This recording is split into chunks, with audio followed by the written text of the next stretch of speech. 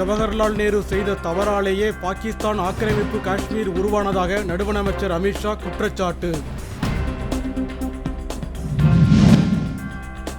பகல்காம் தாக்குதலில் உளவுத்துறையின் தோல்விக்கு அமித்ஷா பொறுப்பேற்க வேண்டுமென மாநிலங்களவையில் மல்லிகார்ஜுன கார்கே பேச்சு.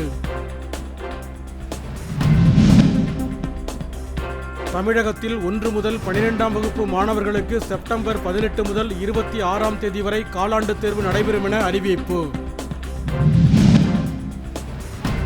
முழு கொள்ளளவை எட்டியுள்ள வீராணம் ஏரிக்கு நீர்வரத்து அதிகரித்து வருவதால் கரையோர மக்களுக்கு வெள்ள ஆபத்து எச்சரிக்கை.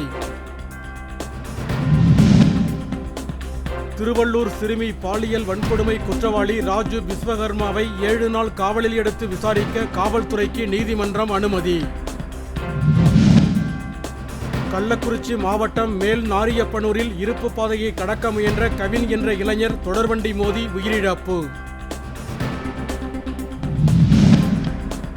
பெரம்பலூர் மாவட்டம் நன்னை கிராமத்தில் கோவில் அருகே ஊராட்சி அலுவலகம் கட்ட எதிர்ப்பு. தோண்டப்பட்ட பள்ளத்தை மக்கள் மூடியதால் பரபரப்பு.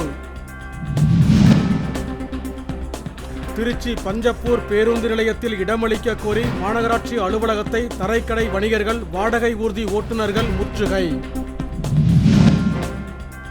ஓசூரில் தவறான சிகிச்சையில் 12ஆம் வகுப்பு மாணவி உயிரிழந்ததாக கூறி தனியார் மருத்துவமனையில் பெற்றோர் உறவினர்கள் போராட்டம்.